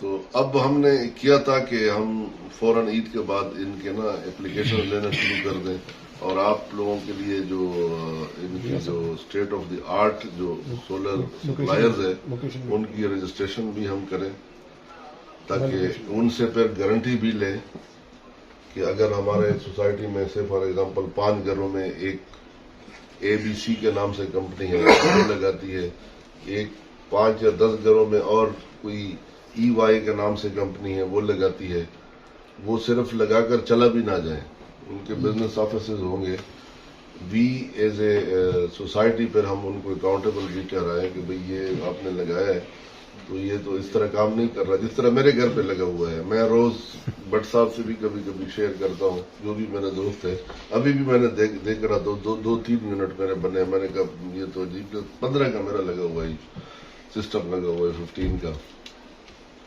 और जिन लोगों ने 5 का लगाया वो सारे मेरे दोस्त कह रहे कि अभी तक जब से लगा है हमने बिल नहीं दिए। मेरा 15 का लगा हुआ है, मैं बिल दे रहा हूँ। वो आपकी दोस्त सोसाइटी में ही है? नहीं, सोसाइटी से डिफेंस में। हाँ, नेट मीटरिंग वो भी लगा हुआ है। ऑन ग्रिड है या हाइब्रिड? नहीं, ऑन ग्रिड है। सर आफ्टर मीटिंग इसको रिजॉल्व किया जा सकता है। पता नहीं, मुझे समझ नहीं आई है। हालांकि जब आए थे तो उन्होंने उस वक्त भी कहा था कि कोई आपका 30,000 यूनिट का खर्चा है पूरे साल का ना, वो हिसाब किताब पहले करते हैं, और अगर हम 10 फिलहाल लगा दें तो फिर आपकी इतनी वो सेविंग हो जाएगी, अगर 15 लगा दें तो ऑलमोस्ट आप ब्रेक इवन पे आ जाएंगे। मैंने 1-2 दिन तो सोचा, उन्होंने कहा कि वो मशीन आपका जो बेस है वो 15 का लगा देंगे, और प्लेट आप 10 की लगाए, अगर आपको मजा आया तो फिर वो और लगा दें। 1-2 दिन मैंने सोचा, मैंने कहा 15 पे ही चले जाए, तो 15 का लगा। लेकिन वो मुझे जिस तरह ना कि तसल्ली जिसको होती है ना, जिस तरह भी भट्ट साहब ने किसी को जवाब दिया अपने हमारे मोहतरम को, कि जब आपका बिल ब्रेक इवन पे चला जाता है ना, यानी कि वो हो जाता है 0 पे चला जाता है, तो फिर आपके अगर 50 या 100 यूनिट एक्सपोर्ट भी कर रहे हो ना तो आपको परवाह नहीं है। फिर आप पहले अपने आप को सिक्योर करते हो ना, तो फिर बाकी जब एक्स्ट्रा होती हो एक्स्ट्रा तो फिर खराब में किसी को भी बंदा दे सकता है। तो वो बहरहाल मेरा वो मसला अभी तक हल नहीं हुआ। नई टेक्नोलॉजी भी है, वर्ल्ड ओवर जर्मनी में 20,000 मेगावाट से बन रही है, हालांकि यूरोप में तो आपको पता है सनी वेदर भी कम मिलता है। और अभी मैं जब रमजान से पहले इंग्लैंड गया था तो उधर स्कॉटलैंड की तरफ जा रहे थे तो विंड लगे हुए जगह जगह पे। वो कोई पाकिस्तानी मेरा होस्ट था, तो वो कह रहा था कि हमारे गांव के कुछ लोग आए थे, तो उन्होंने ये जब विंड का जब फैन देखा ना तो उन्होंने कहा कि ये छोटे गांव के लिए इतना बड़ा पंखा लगाया हुआ है। सामने कोई आबादी होती है ना जाहिर थोड़ी बहुत, तो मेरे ख्याल में इससे काफी मसला हमारा हल हो जाएगा, क्योंकि एनर्जी जो है ना, एनर्जी क्राइसिस पूरे वर्ल्ड में, सिर्फ पाकिस्तान में नहीं है। हम तो खुद एनर्जी सेक्टर से 60% एनर्जी जनरेशन जो है थर्मल है, 60 से भी ज्यादा है पाकिस्तान की। पहले हाइडल होती थी, डैमों से पानी से बिजली बनती थी, और वो वन टाइम कास्ट होती थी, डैम बन जाते थे, उसके बाद कंटिन्यूस उनकी जनरेशन होती थी। मुझे खुद भी इसका एक्सपीरियंस बड़ा अच्छा है। अगर मैं थोड़ा सा 2-4 लफ्जों में एक्सप्लेन करूँ, रमजान भी है कि अब हमारा विल नहीं है। अगर विल हो तो आप लोगों में से ज्यादातर ने देखा होगा, आप स्वाद गए होंगे, आप उधर से अगर कालाम से शुरू हो जाए तो ये स्टीप पानी आ रहा है, वहां से मैं कहता हूँ 2-2 किलोमीटर के फासले पर आप एक बंद बांधें और नीचे टरबाइन लगाते जाएं और नीचे दरगाही तक आए। दरगाही में तो अंग्रेजों ने लगाकर हमें दिया हुआ है ना, मालाकंड में मेरे फादर इन पॉलिटिकल लेजेंड भी थे, ऊपर ये जो हाइट है वहाँ पर अंग्रेजों का घर बना हुआ था, मैं गया भी हूँ। तो उन्होंने तो उस वक्त जब अंग्रेज इधर था गोरा, तो उसने ये टनल बनाकर ना सिस्टम हमें दिया था, फिर ये ऑब्सोलीट हो गया था, दोबारा उन्होंने रिनोवेट करके या दोबारा कर दिया। तो मेरे ख्याल में दरगाही तक पहुंचते पहुंचते ना 10-15 हज़ार मेगावाट यहाँ से हम उठा सकते हैं। फिर अगर आप इधर चले जाए नाराल, जहाँ से ये दरिया कनार जो है जिस तरीके से आता है स्टीम, उससे हाइट से उतराई पे आ रहा है, इसको भी अगर आप मानसेरा पहुंचेंगे तो मेरे ख्याल में 20-25 हज़ार मेगावाट आप इधर से उठा लेंगे, तो टोटल तो आपका खर्चा ही 20 हज़ार मेगावाट है। लेकिन विल जब ना हो तो मेरे ख्याल में कुछ भी नहीं होता। फिर ये आजम साहब, मैं वैसे फॉर योर इन्फॉर्मेशन, सबकी इन्फॉर्मेशन के लिए 50s में ये वर्ल्ड बैंक ने प्रपोज किया था, जिसमें हमारे अपने जो ब्यूरोक्रेट्स या वो इन्वॉल्व थे, वो उन्होंने कहा हमें किकबैक कहाँ से मिलेगा, बिल्कुल, तो वो ड्रॉप हो गया था। उन्होंने जो पंजाब के जो बड़े वो है केनाल्स हैं, केनाल पे भी उन्होंने वर्ल्ड बैंक ने प्रोजेक्ट किया हुआ है 100 या पता नहीं 100 में हर 10 किलोमीटर के बाद कहते हैं आप 5 मेगा। बल्कि इधर एक अंग्रेज छोड़कर भी गए हैं ये मेरे ख्याल में, ये जब वो मुल्तान की तरफ जा रहे हो ना, यहाँ पे एक छोटा सा स्टेशन उन्होंने एक नहर पे नागा फोर्ट में वो तो सर गंगाराम का बनाया हुआ है। हाँ वही वही पानी उसने उठा के फेंक गंगाराम ने बनाया। हाँ बिल्कुल। हाँ, तो एनर्जी क्राइसिस वर्ल्ड ओवर है और जाहिर है इसको कास्ट बहुत ज्यादा है इसका ना। अगर मंथली कास्ट आपके हाउस होल्ड सारी चीजें मिला के है ना, तो पहले अगर आप लोगों को भी याद होगा कि आपकी गाड़ी होती थी या मेडिकल के एक्सपेंसेस जो होते थे ना, ये कोई 5% प्लस 5% ट्रांसपोर्ट के और मेडिसिन के होते थे, जो रफली स्पीकिंग जो मेरी यादाश्त है जब हम स्कूल गई थे या कॉलेज गई थे। आज अगर आप देखो, अल्लाह बचाए रखे, ऐसी बीमारियां भी आ गई है कि अस्पताल जाते हो अगले दिन डॉक्टर आपको बिल तमाता है कि 20 लाख रुपए जमा करो, तो 20 लाख किसके पास है अचानक। इसी तरह अब पहले गाड़ी बंदा नहीं ले सकता था, अब गाड़ी लेना तो आसान है लेकिन वो पेट्रोल अफोर्ड करना मुश्किल है। कौन सी गाड़ी लेना आसान है कहाँ साहब, आजकल गाड़ी भी मुश्किल हो गई।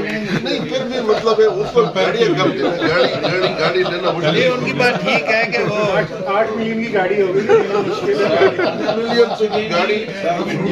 गाड़ी तो हो गई है, लेकिन वो तो आप अगर टक्के से नीचे चले गए और टक्के के तो हम एग्जांपल देते थे ना। आजम साहब विद ड्यू अपॉलजी, हम मीटिंग पे वापस आ जाएं तो मेरा ख्याल है we are wasting, so please kindly हमें जो बताएं कि इस मीटिंग के तो मीटिंग का तो कंक्लूजन मेरे ख्याल में मैंने पहले बता दिया है आपको। अगर आप मजीद कुछ इस पे वो करना चाहते हैं, कुछ 2-3 पेजेस हमने वो किए हैं, डिजाइन किए हैं। हाँ साहब, हम जो समझे हैं नेट मीटरिंग अलाउ हो गई है, कनेक्शंस जैसे ही एप्लीकेशंस आएंगी आप उनको इंस्टॉलेशंस कर देंगे, और जो भी आपकी जिनको लिस्ट करेंगे अच्छे कंपनीज होनी चाहिए। सिर्फ जो एक इशू रह गया है उसकी प्राइसिंग का और इंपोर्ट एक्सपोर्ट का, वो जो है यही है ना जी। एक सवाल है कि एक बंदा को 4 मिलियन की इन्वेस्टमेंट करता है, कल को उसका ROI जो है that is spread over 5 years या 4 इयर्स उसने कैलकुलेट किया हुआ है। चले कोई नहीं, 8 साल में चला जाता है, 40% उसमें इंक्लिनेशन है, कोई बात नहीं, लेकिन कल कला को ओवरऑल रन में जाके उसको क्या फायदा या नुकसान है उसने वो भी देखना है। हाँ, कोई 3 मिलियन लगा लेता है, बाद में 1 महीने के बाद 2 महीने के बाद वो ऐसी चीजें हैं उसको एक्सेप्टेबल नहीं हो, मजा नहीं आ रहा, तो फिर वो उसके लिए जो उसने इक्विपमेंट लगाया और रिडंडेंट है उसके लिए मसला खड़ा हो जाएगा। इसलिए इस पर थोड़ी सी रोशनी डालते हैं टेक्निकल। मैं जहाँ तक आपका सवाल समझ रहा हूँ उसमें आप ये कहना चाह रहे हैं कि अगर मैं 4 मिलियन के सिस्टम लगाता हूँ और 3 महीने के बाद सुई गैस मैनेजमेंट, नेट मीटरिंग के हवाले से कोई भी ऐसा इकदाम ले ले या खत्म कर दे। नहीं, खत्म तो ऑब्वियसली कॉन्ट्रैक्ट में आई है जी। किसी कोई मतलब गाड़ी खरीदते हैं आप तो लाइसेंस देते हैं। नहीं, मैं समझना चाह रहा हूँ कि 3 महीने के बाद क्या होगा। प्राइसिंग की बात कर रहा हूं। अच्छा, प्राइसिंग तो मैं आपको पहले भी सर कह चुका हूँ कि उनका तो बेनिफिट यही है कि देखें, दुनिया में कोई भी चीज़ ना किसी प्रेसिडेंट के हिसाब से, कोई पॉलिसी के हिसाब से, और वो उस चीज़ को फॉलो करते हैं। उनके लिए तो आसान काम है कि एडीबी की पॉलिसी रखें, आराम से रेवेन्यू कमाएं और साइड पर हो जाए। हमारी फाइट ये है कि जी हमें भी ज़्यादा बचना चाहिए। आप जो कैलकुलेशन में आपको पहले भी बता चुका हूँ, आप बेशक पेपर पे एक दफा करके देखें और आपको उसमें ज्यादा बेनिफिट है। मेरी फाइट उनसे ज्यादा बेनिफिट की है। ये बताएं कि एसओपीज क्या है। हाँ जी, एसओपीज के अंदर जी जी जी खर्चा कितना अंदाज है जी। अभी पॉलिसी वाइज हमने डिसाइड कर लिया है कि we are going for next. जी बिल्कुल, मतलब इसमें कोई यू टर्न वाला सीन नहीं, मेरे हिसाब से प्लेट लगा लें और पता चले यू टर्न आ गया है तो खान साहब बात यह है कि जो भट्टी साहब का सवाल था ना कि is it allowed now, allowed, but several things are going to settle us. ठीक है, उसमें क्या है कि एमडीए फैक्टर है जिस पे मेरी पहले भी बात हो चुकी है। हम यहाँ पे एमडीए की ज़्यादा से अमाउंट पे करते हैं, वो भी डिसाइड नहीं हुआ। आपने तो सोलर लगा लिया, अब उस एमडीए को रिकॉर्ड करने में आप लोग भी शामिल हैं। मैक्सिमम जो डिमांड आएगी हमारी उसमें आप लोग भी शामिल हैं, तो आप पे क्यों नहीं करेंगे? नहीं, वो तो करेंगे ना, वो तो आप एक मिनट सर, मैं वही एक्सप्लेन करना चाह रहा हूँ। देखिए कल को देखें, आज एक फैसिलिटी आप दे देते हैं ना, कल को जब मैं मेंबर को कहूंगा ना कि आपने 1 रुपया इस मद में देना, तो मेरे गले पड़ेगा। ठीक है, ये चीज आपने डिसाइड करनी है कि हमने उसको कैसे इनसे चार्ज करना है मेंबर को, और मेंबर के ध्यान में होना चाहिए फर्स्ट थिंग, जिसके लिए ये टाइम दिया जा रहा है कि हम 3 महीने इसको ऑब्जर्वेशन पे रखेंगे और फिर इसके सारे एसओपी सेट करेंगे रिगार्डिंग एडजस्टमेंट। दूसरा, आप कहीं भी चले जाएं, किसी भी सोसाइटी में चले जाएं, यूनिट टू यूनिट एडजस्ट नहीं हो रहा। हाँ, ये होता है मुख्तलिफ सोसाइटीज हैं वो 2 के बदले 1 को एडजस्ट कर रही हैं। मुख्तलिफ है जिन्होंने स्ट्रेट फॉरवर्ड अपना एक रेट रखा हुआ है कि जी हम 18 में एडजस्ट करेंगे या 19 में करेंगे। सर, इसमें आपको सरप्लस यूनिट्स भी तो मुफ्त में मिल रहे हैं। सर आप ना दें, सर आप ना दें, मुझे बताएंगे उसका लॉस फैक्टर कौन लेगा? इसमें सर आप लॉस फैक्टर कौन देगा? ये चीज बात ये है कि देखें, आपने मुझे 100 यूनिट दिया, वो 100 यूनिट मेरे पास कोई एक्यूरेसी मीटर नहीं है कि वो यूज हो गया, उसमें लाइन लॉसेज में कितने जाया हो गए, उसमें मेंटेनेंस में कितना है लॉसेस ठीक करना, जितना लाइन लॉसेस है, कुछ जॉइंट लूज है, कुछ है। नहीं सर, उसमें बेशुमार फैक्टर है। उसमें देखें, उसमें एक फैक्टर ये आता है कि आपका एक ट्रांसफार्मर से दूसरे ट्रांसफार्मर का फासला क्या ठीक है, एक्यूरेसी। अगर मुझे यहाँ पे 30 ट्रांसफार्मर और ऐड करने पड़ जाते हैं, उसकी कॉस्ट कौन बेयर करेगा? सोसाइटी के बाद हमें दूसरा बिजली मिल रही, पावर मिल रही है, वो भी उसी लाइन कॉस्ट को मिल रही है। अब उसमें फैक्टर क्या है, उसमें फर्क ये है कि अभी सर 1 मिनट सर मुझे दे दें, आपने मुझे कहा मुझे प्यास लगी है, 1 गिलास पानी दे दें, मैं आपको 1 गिलास पानी दूंगा ना, आप उसके हिसाब से अगर मैं पाइप ला के इस तरह कर दूंगा ना, तो उसमें आपको भी एक जंग लगेगा। सारा दिन तो आप सोलर यूज करेंगे, रात को जब पूरा लोड मेरे सिस्टम पे डालेंगे, क्या मेरा सिस्टम नहीं क्रैश करेगा? ये आप कहते हैं कि नहीं करेगा, मैं कहता हूं करेगा। मेरे 2004 के ट्रांसफार्मर है, कोई ट्रांसफार्मर ऐसा नहीं जो 3 दफा रिपेयर ना हुआ हो। जब आप एकदम शिफ्ट होंगे सर, जब आप एकदम शिफ्ट होंगे तो क्या मेरे उस पर लोड नहीं आना? उसके लिए आप क्या सर्विस चार्जेस को रखना सर, मेंटेनेंस चार्जेस होने चाहिए, आपके सर्विस चार्जेस होने चाहिए। उसके अलावा देखें जो एमडीए की कॉस्ट है वो कैसे पे करनी है, हर महीने आप बिलिंग है, आपका रेफरेंस नंबर आप उसमें देख सकते हैं। हमें 18 लाख 12 लाख 14 लाख ये अमाउंट अलग से आती है अदर देन यूनिट्स। बट साहब ये जो गैस, ये जो लॉसेस का फैक्टर है ना, इसके ऊपर पिछले पूरे साल में जब हर महीने बिलिंग हम करते थे ना, तो इश्यूज उठते थे, फिर इकट्ठे होते थे, फिर डिस्कस करते थे। देखो, कोई एक इंटरनेशनल बेंचमार्क है लॉसेस का। इलेक्ट्रिसिटी का अलग है, हमारे गैस सेक्टर का अलग है। वो अगर वर्ल्ड के जो ना फर्स्ट वर्ल्ड के जो ममालिक है ना, वहाँ पे भी 6 to 7% है, ठीक है ना।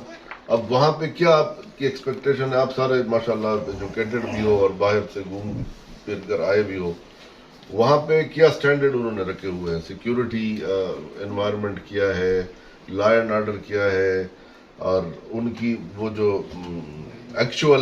एक्चुअलाइजेशन है वहाँ पे, उसकी टेक्नोलॉजी की या इलेक्ट्रिसिटी की या गैस सेक्टर में उनके और हमारे स्टैंडर्ड में कितना फर्क है, वहां पे भी 6-7% है। ये इस तरह नहीं है कि आप ये कह दे ऑल टुगेदर कि नहीं ये क्यों आप कह रहे हैं लॉसेज। अगर अमेरिका लॉसेज मानता है इंटरनेशनली 6-7% लॉसेज है, तो आप किस तरह कह सकते हो कि अब आपके पास नहीं है। इस पे वेदर भी अफेक्ट करता है तारों के ऊपर। सर मैं मुख्तलिफ चाहता हूँ, देखिए बात यह है कि ये बात तो देखें पहली चीज थोड़ा सा लोगों को इनलाइटन भी करती रहे कि भाई ये हमने सिस्टम अपग्रेडेशन के लिए इतनी इन्वेस्टमेंट करनी है। उसके अलावा आप जो हमें चार्ज करते हैं for instance 45 rupees per unit, तो वो डीएचए में तो हम नहीं पे करते। मेरा कहने का मकसद ये है कि आप 45 जो चार्ज करते हैं वो 9 लॉसेस को कवर करके करते हैं। तो आप जब हमें चाहे आप ऑन ग्रिड में करेंगे या यानी जो हाँ जी, तो आप वो उसके अंदर ऑब्वियसली जब मेरे सारे यूनिट्स तो कवर नहीं होंगे। जैसे हम अपना जुनैद भाई ने पहले बताया है कि अगर 70-80% भी मेरा जो है वो सोलर से पूरा हो जाता है तो आई एम हैप्पी। देखिए जी, मैं इस हवाले से आप समझते हैं कि हम सब लोग तकरीबन मतलब 100,000 से कम तो किसी का बिल भी नहीं होता सर। मैं मुदस्सिर भाई का जवाब जो देना चाहता हूँ ना, बैठे मुदस्सिर भाई, मैं बेसिकली इनके 2 जवाब हैं, एक एमडीआई का जवाब है और एक इनका सिस्टम का जवाब है। जो मेरी इनके साथ एक प्रोफेशनल डिस्प्यूट है और वो रहेगी, क्योंकि इनका ओपिनियन डिफरेंट है, मेरा डिफरेंट है, और प्रोफेशनल ओपिनियन के अंदर जब डिफरेंस इन ओपिनियन आ जाता है तो आप एक थर्ड प्रोफेशनल को बैठा के डिस्प्यूट सेटल कर लेते, जो मैंने कह चुका हूँ। ठीक है जी, मैं इनकी बात का सबसे पहला जवाब ये दूंगा कि ये एमडीआई की बात कर रहे हैं। जो बिल इनको लेस्को से आता है उसके अंदर तमाम चीजें शामिल होती है, जिसके अंदर ना सिर्फ एमडीआई है, यूनिट है, आपका फ्यूल सरचार्ज है, आपका जीएसटी है, आपका इनकम टैक्स है। इनको एक नेट अमाउंट जो भी बनता है उसके बाद ये अपनी तमाम चीजें उसमें ऐड अप करते हैं और हमारे लिए एक यूनिट प्राइस बनाते हैं। तो इनका जो पॉइंट है एमडीआई का कि जी वो मुझे पे करनी है, तो वो तो इन एनी केस हम सोलर लगाएं या ना लगाएं वो पे कर रहे हैं। यही मेरा पॉइंट, एक minute, let me complete. Point ये है कि ये हमें इस वक्त कहें कि जी अभी तक जो बिल आ रहा है उसके अंदर हम एमडीआई रेजिडेंट से नहीं ले रहे, फिर तो सवाल आता है कि जी आप नहीं ले रहे, खुद पे कर रहे हैं। अगर आप उस बिल के अंदर एमडीआई हमसे ले रहे हैं और वो नेट में अमाउंट में शामिल है, तो अगले में भी शामिल ही होगा ना, उससे कैसे निकालेंगे आप? तो ये पॉइंट बड़ा वैलिड है। मुझे सिर्फ इस बात का जवाब देना है कि अभी जो बिल है उसमें आप एमडीआई हमसे ले रहे हैं या नहीं ले रहे? मैं आपसे नहीं ले रहा। क्यों? अब मैं आप ही के सिस्टम का, आपने अभी फरमाया कि मैंने 2700 सिस्टम यूनिट बनाया और 1500 मैंने यूज किया, तो आपको तो मैंने यूनिट चार्ज ही नहीं किया। आपका तो सुन ले, 1 मिनट मेरी बात सुन। मैंने आपको 1 यूनिट भी चार्ज नहीं किया, तो आपने कहाँ पे किया एमडीआई? कहाँ आपने मेंटेनेंस पे की? कहाँ आपने लाइन लॉस पे किया? और इसी तरह सारे हाइब्रिड लगाते हैं और वो एक्सेस यूनिट मुझे दे रहे हैं, तो वो तो मुझे कुछ भी नहीं पे कर रहे। कहाँ बैठे काशिफ साहब, इस बात का जवाब ठीक है। दूसरा सुन इशारा कर रहा था कि आप इस बात का जवाब सुन रहा था दोनों को। दूसरा ये है कि देखें, दिन को आप सोलर पे हैं, रात को जब आप वापडा पे शिफ्ट होंगे तो मेरे मीटर पे भी तो यूनिट चल रहे हैं। मैं वापडा से 45 या 46 में लेके आपके साथ 20 रुपए में कैसे इक्वल करूंगा? वो 30 रुपए का लॉस किधर जाएगा? और अगर आप ये कहते हैं कि आपका सिस्टम इतना अच्छा है, आप सारे हाइब्रिड लगाएं, आपको वापडा की जरूरत ही नहीं है, फिर आप तो एक्सेसिव बना रहे हैं, वो घर में यूज कर, आप घर में करें, साथ वालों को दे दें, आप बेच दें। दसर साहब एक माशाल्लाह आप इतने लंबे हैं, वो मुझे तो लग रहा है माशाल्लाह।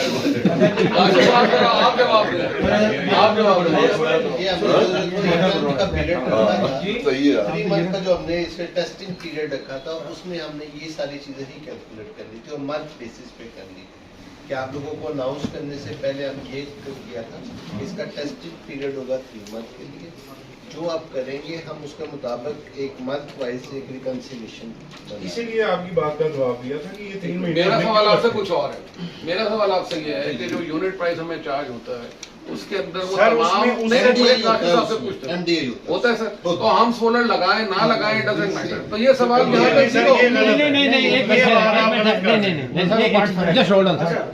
सर आप ये बात टेक्निकली आप गलत कर रहे हैं।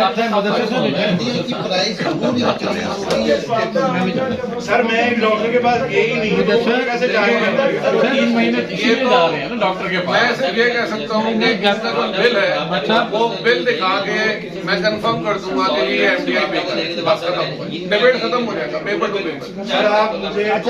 दूसरा पॉइंट जो है ना बहुत अच्छा पॉइंट है सर।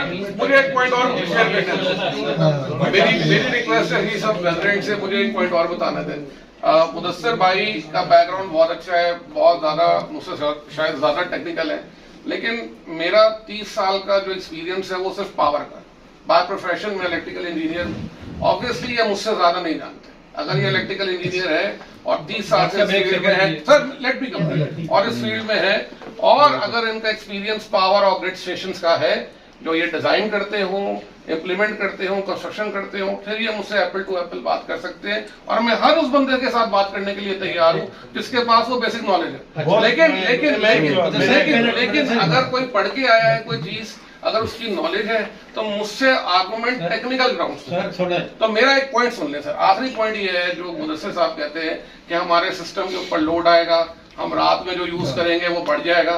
तो भाई अभी भी तो वही चीज है। सर नहीं है, ठीक है सर, अभी हम आपको कोई पे बैक नहीं कर रहे। मैं वही कह रहा हूँ ना सर। अभी भी वही सिस्टम है, अभी भी वही सिस्टम है, लेकिन अभी नेट मीटरिंग ऑन नहीं है। हम आपको कोई पे बैक नहीं कर रहे। जब आप पे बैक के लिए मेरे पास आएंगे। अच्छा, दूसरी बात जो जुनेद भाई ने की है, उन्होंने कहा कि मेरा एक्सपीरियंस देखें, मेरा इंडस्ट्रियल एक्सपीरियंस है, बहुत सी चीजें होती हैं।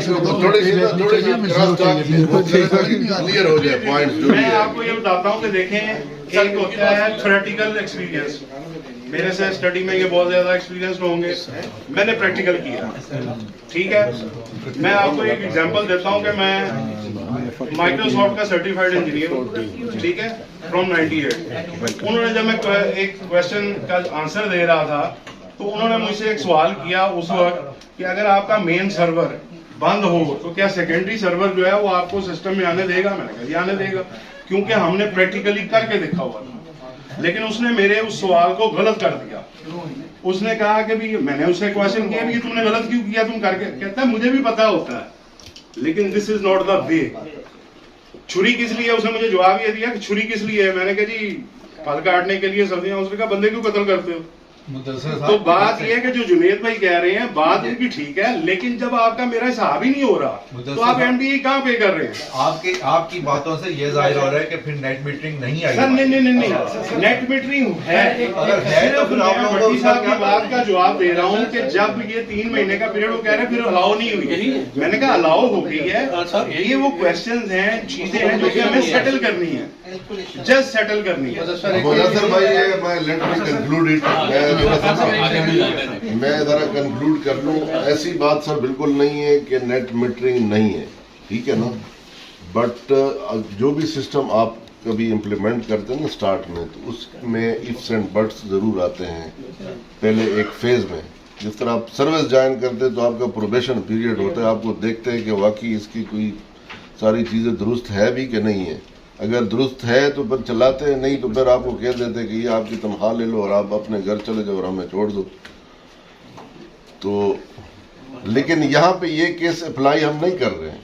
हम वो जो 3 महीने है ना उसमें वो प्रैक्टिस करेंगे जिसमें हमारा और आप लोगों का इख्तिलाफ होगा। आई मीन SNGPL की ये जो सोसाइटी के एडमिनिस्ट्रेशन का और रेजिडेंट्स का, ताकि उसको हम अच्छे तरीके से ब्रिज वो जो है ना गैप जो है ना उसको ब्रिज कर सके उन 3 महीनों में। बाकी हमने दरखास्तें लेना शुरू कर देंगे।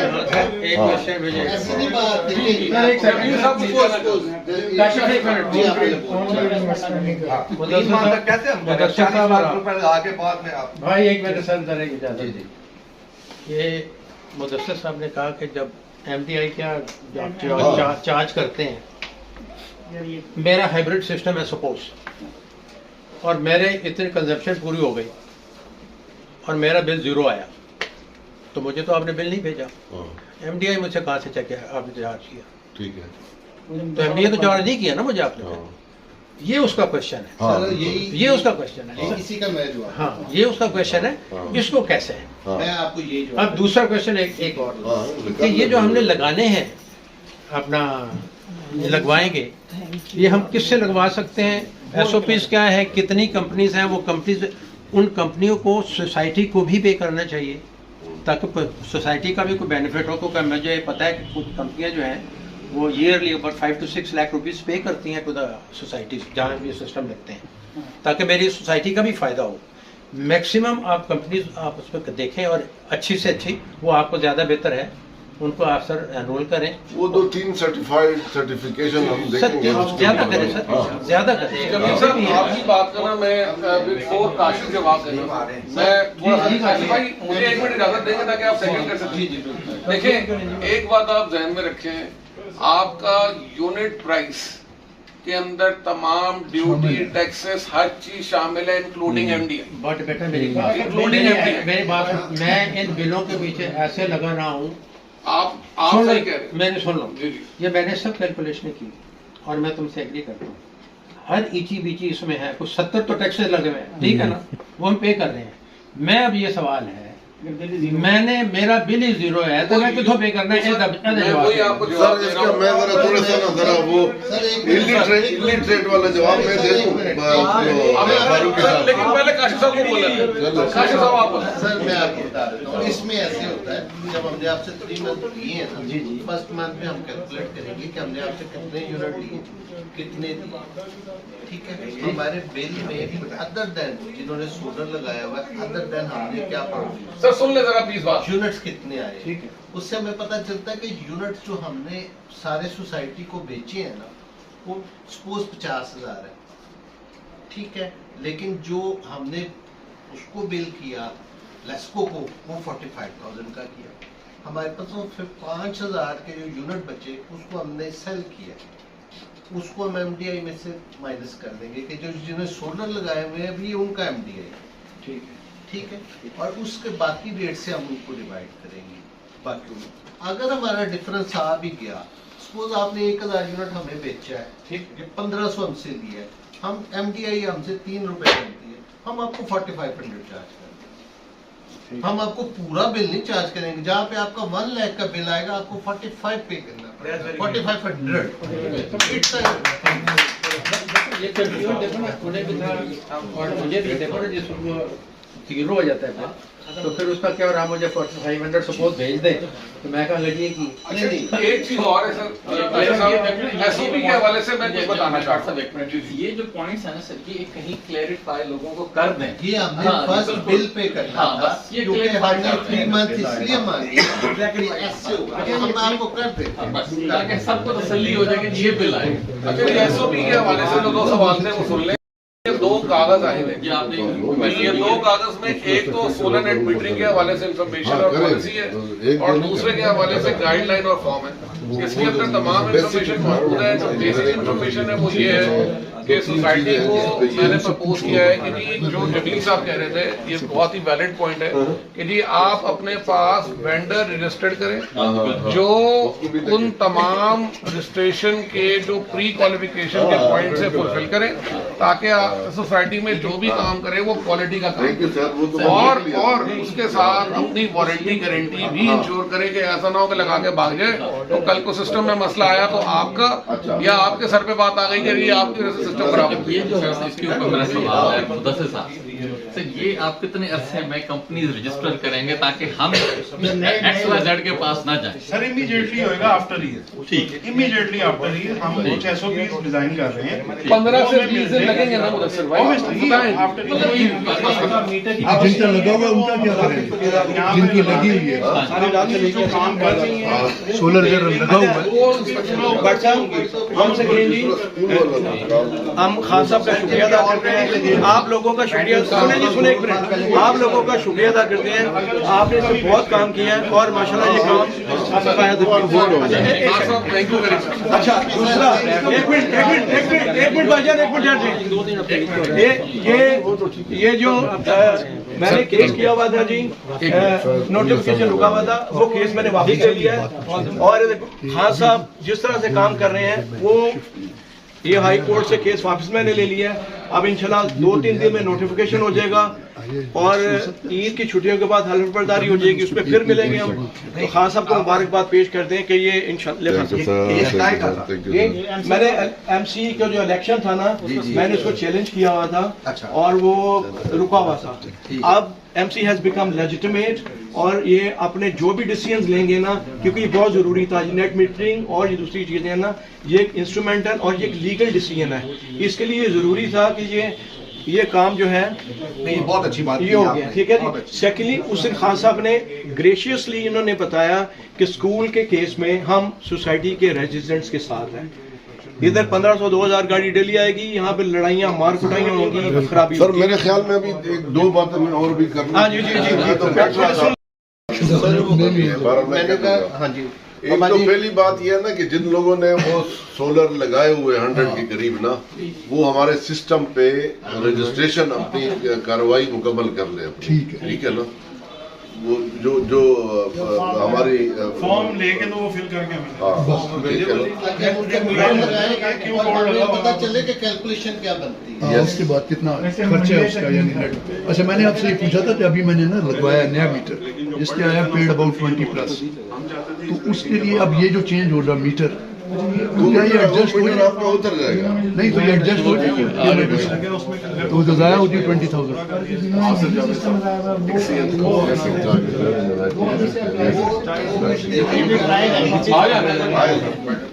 अंदर बैठा रहे हो।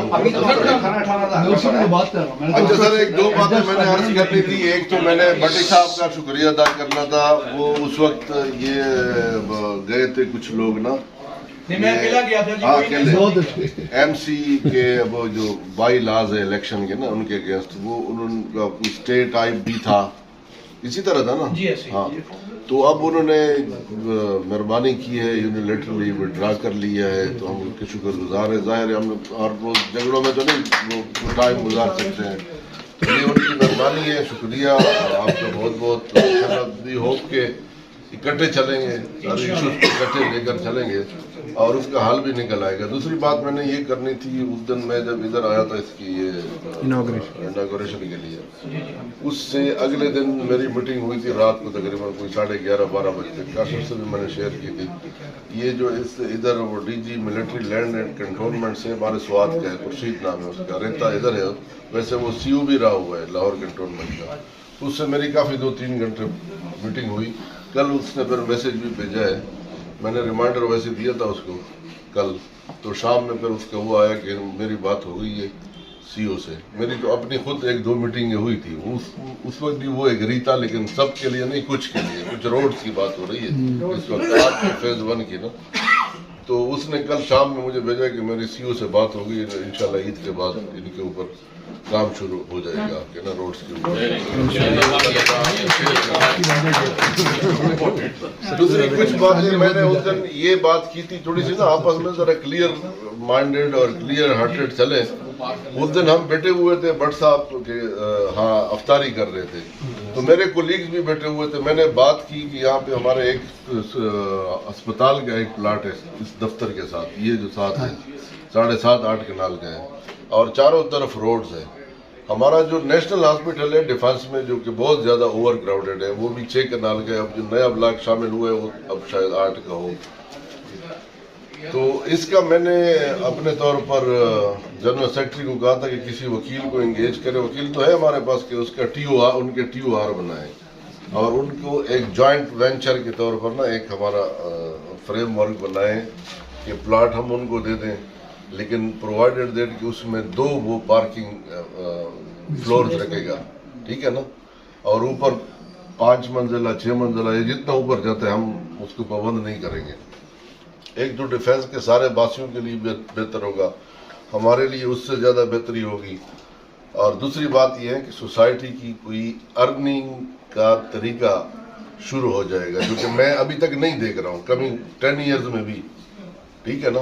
कुछ जो भी आपकी उसकी सोशल उनका ख्याल रखेगा तो वो तो बाई ऑल मीन्स पैसों से है ना, फाइनेंसेस के बगैर तो कुछ नहीं होता। तो ये एक पेट्रोल पंप की बात थी मेरे जहन में, उसमें भी कोई फ्लाज है। ऊपर 132 kVA की लाइन है, एक इनकी विड्थ कम है, विड्थ, तो वो एक्सप्लोसिव वाले लाइसेंस में फिर नहीं देते। हालांकि एक्सप्लोसिव वाला वो जो PSO का चेयरमैन है वो मेरा नेबर है इधर, बोर्ड का चेयरमैन, उसने कहा था कि पंप मुफ्त में बन जाएगा और ये लाहौर के 2-3 बेस्ट लोकेशन में से है।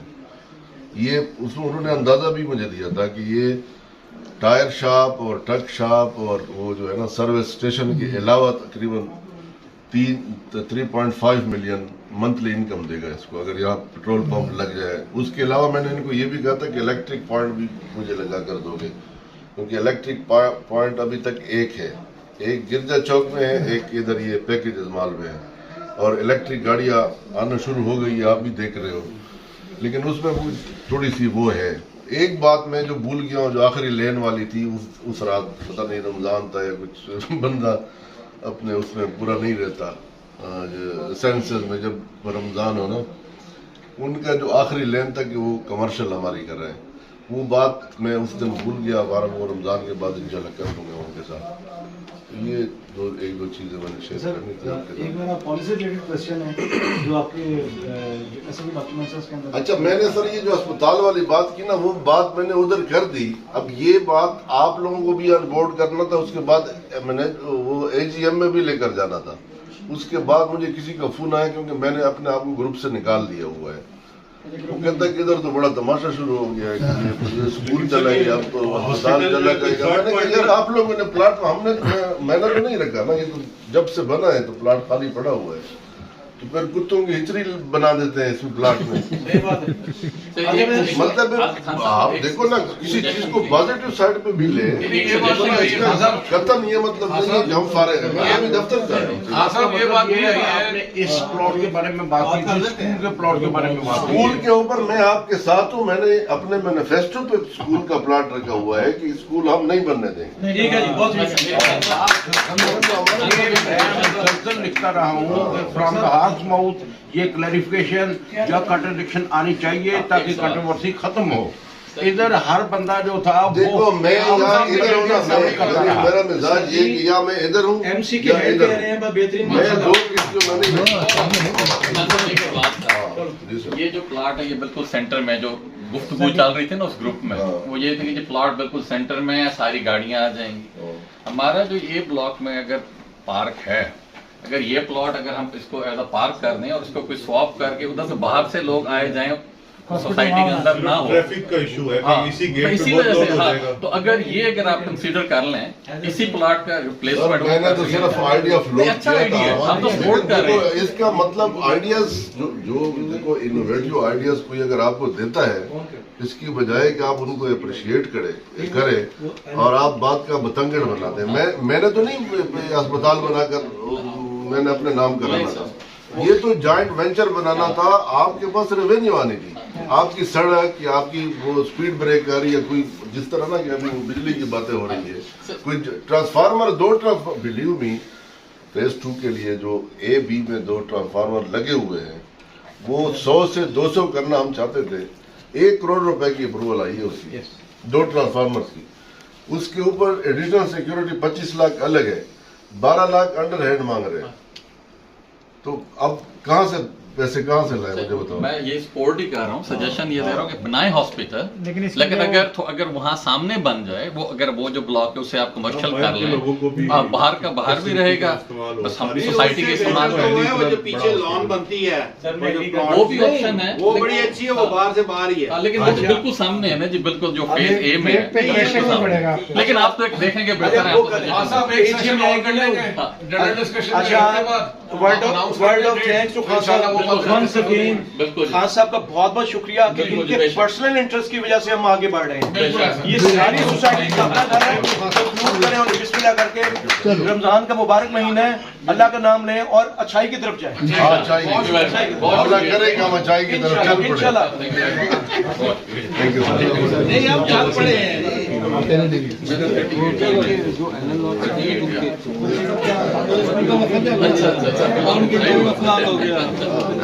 अच्छा